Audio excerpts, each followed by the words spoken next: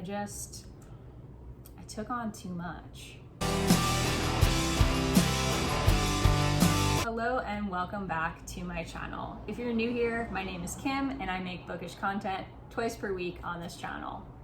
Today I'm here to wrap up what I read during the reading rush, as well as some things I learned from my very first official readathon. The first book that I read and completed was Heartstopper Volume 1 by Alice Oseman. It is a graphic novel and I gave this 4 stars. This is about a teen named Charlie Spring who is openly gay and at the start of the novel is in a not so great relationship with a classmate.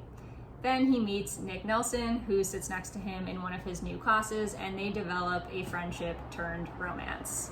What I liked about this book was the characters were so well developed and fleshed out, and I just really fell in love with both Charlie and Nick. I also felt their relationship was pretty well developed, especially considering this is a pretty short novel, and being a graphic novel, it has less text than a normal novel would have at almost 300 pages. I still felt like Alice Oseman did such a great job developing these characters and pacing their relationship really well. Additionally, the art style is absolutely beautiful. I loved the colors and I felt like it went really well with the storyline. I really didn't dislike anything specific about this story. It just wasn't blow me out of the water 5 stars. I feel like something needs to be really special to get 5 stars from me. I'm definitely very picky, and although this novel didn't do anything wrong, I just didn't feel like it got me in the way that some other books did. That being said, I definitely want to check out volumes 2 and 3 of this story because I am very invested in Charlie and Ben's relationship at this point. This book reminded me a lot of Bloom by Kevin Panetta, so if you've read that, I would definitely suggest checking this out and vice versa. The next book that I read and completed was The Dreamers by Karen Thompson Walker. This is literary fiction and I gave it 3 stars. So this is the story of an epidemic that hits a small town in Southern California in which the victims fall asleep and cannot be woken back up. What I liked about this one was that the writing was absolutely beautiful and atmospheric, and I thought the writer did a great job at anticipating how people would react during this situation.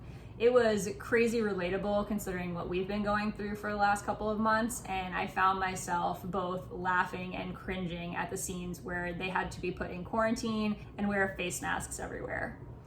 Additionally, I thought she did a really great job at anticipating how different characters would react in this situation. Some reacted with sadness and kind of shut down, others reacted with denial, claiming the whole thing was a conspiracy, while others still reacted with anger and rage and lashed out at those around them.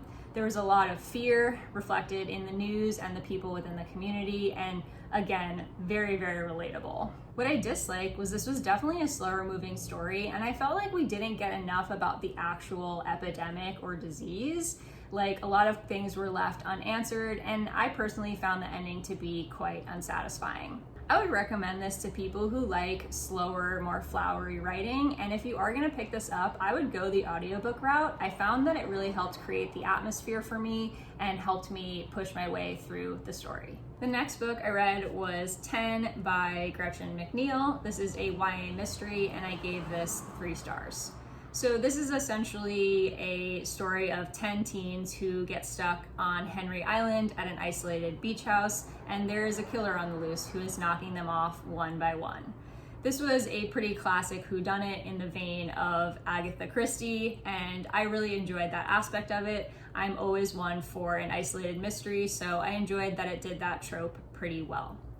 What I disliked about this was definitely that I didn't think the characters were very well developed. I felt like they kind of fell into a lot of tropes and they were pretty flat. Like, they had one characteristic that made them who they were and there was not much more to them.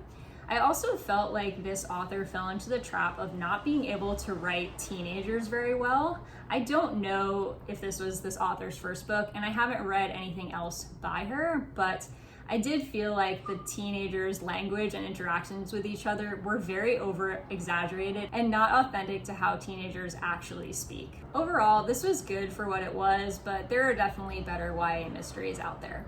Next, I read The Last Time I Lied by Riley Sager. This is a mystery thriller, and I gave this 3 stars. This is the story of Emma Davis, who returns to a camp that she went to when she was 13, where 3 of her roommates disappeared. So she returns to work there and try to figure out what happened all those years ago. What I really liked about this book was how atmospheric it was. And I think that's something that Riley Sager really excels at as a writer, as I felt the same way about his 2 more recent books that I read.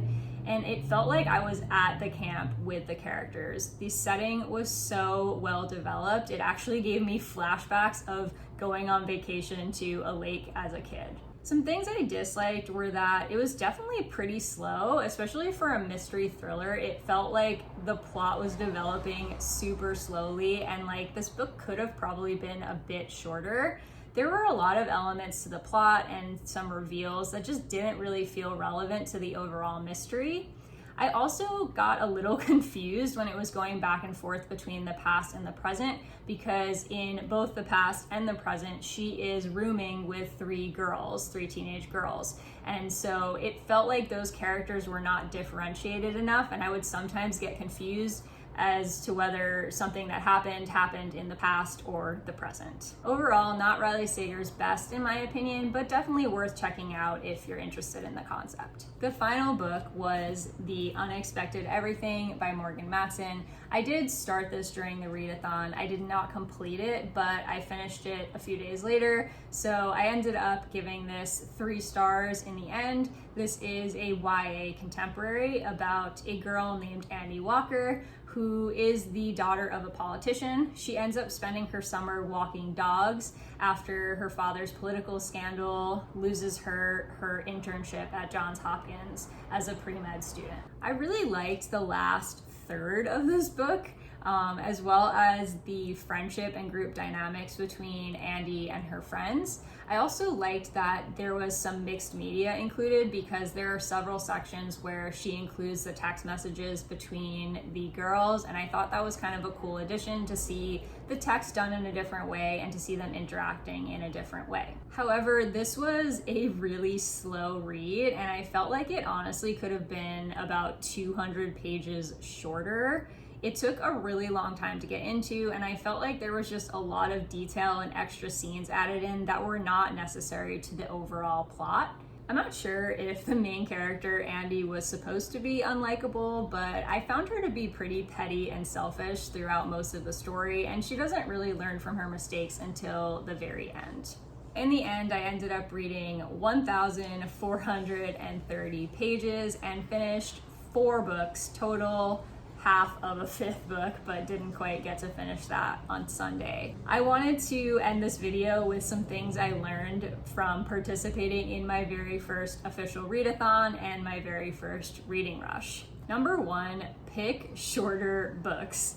I definitely was way too ambitious with the length of books that I chose, and I know this is probably kind of like a duh thing that I didn't think about, but when you're trying to read 7 books in 7 days, you definitely need things that are quick and short and easy to get through. Most of the books that I picked were 300 pages or longer, and several of them were very slow moving plot-wise, so that really made me struggle to complete books and gain momentum early on in the week. The second thing I learned is to make a more fluid TBR. So I made a pretty strict 7-book TBR, and that made it really difficult for me to kind of go with how I was feeling during the week. I definitely wish that I had picked more books that worked for more than one prompt to give me a little bit more wiggle room. And I also wish that I had picked several books for each prompt rather than just one, so that I had some choice. I found myself feeling pretty restricted by the books that I had chosen and sticking to my TBR. So in the future, I definitely need to give myself some more choice. Number 3 is definitely to read the books that fit more than one prompt first. So I made the mistake of not doing this, and in the future, in addition to picking books that can cover more than one prompt, I am definitely going to knock those off first in case I run out of time later in the week, because what ended up happening was, because I only got to 4 books, I was only able to accomplish 4 of the 7 challenges. Number 4, you can't do all the things. I definitely got way too excited this readathon and tried to do way too much. You can't vlog, make other YouTube videos, watch people's vlogs, participate in the forums, participate in the read-ins. There's just too much going on. I think in the future, my own advice to myself is gonna be to focus on 3 things, and one of those things definitely needs to be reading. Which brings me to number 5. Although there's a lot of things going on, a readathon is in its essence about reading. And I think that got lost on me at some point during the week. I was not doing as much reading as I could because I was doing all of the other things and was very distracted even when I did try to sit down and read. Number 6, make the challenges work for your TBR and not the other way around. So what I mean by this is, I did pick books that I owned and hadn't read, but I made the mistake of focusing too much on getting books that would fit the challenges and not on picking books that I was super excited to read. I put off reading books that I was dying to pick up because they didn't fit into the challenges well enough.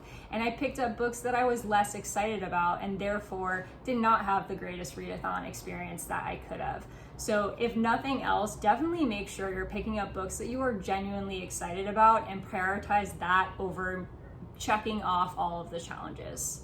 That's all for this video. Thanks so much for watching. If you enjoyed this, please consider giving me a thumbs up and hitting that subscribe button down below for more bookish content from me in the future. See you next time.